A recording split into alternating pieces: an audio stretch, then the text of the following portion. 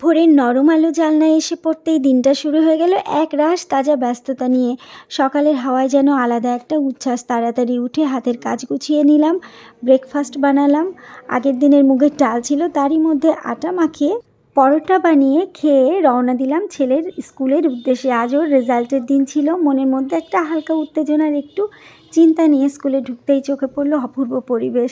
সারি সারি ফুলের গাছ, সুন্দর পরিপাটি, হালকা হাওয়ায় দুলতে থাকা রঙিন ফুল। মনে হচ্ছিল যেন পড়াশোনার মাঝেও একটা শান্তির বাগান। সুন্দর পরিবেশে দাঁড়িয়ে যেন মনটা অনেকটাই হালকা হয়ে গেল। কাজ সেরে আবার বাড়ির দিকে রওনা।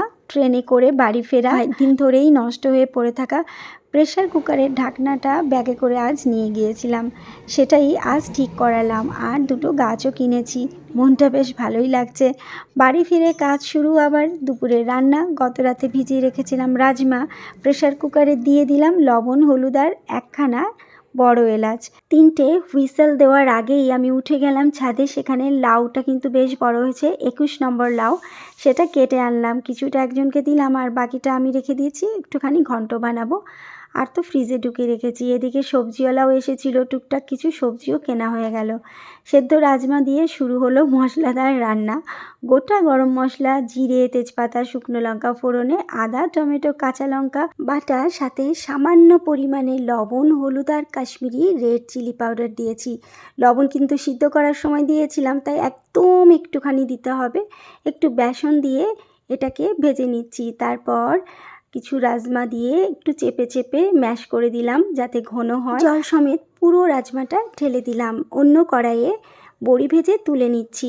দিচ্ছি এতে শুকনো লঙ্কা, রাঁধুনি ফোড়ন, লাউ দিয়েছি, পরিমাণ মতো লবণ, হলুদ দিয়েছি কাঁচা লঙ্কা, একটু ঢেকে দিচ্ছি। বড়ি একটু ভেঙে দিয়ে দিলাম। চালের গুঁড়োর হালকা বাঁধনে একেবারে পরিপাটি লাউয়ের ঘন্ট তৈরি। রাজমাতেও একটু ঘি আর ধনেপাতা দিয়ে গ্যাসটা অফ করে দিলাম।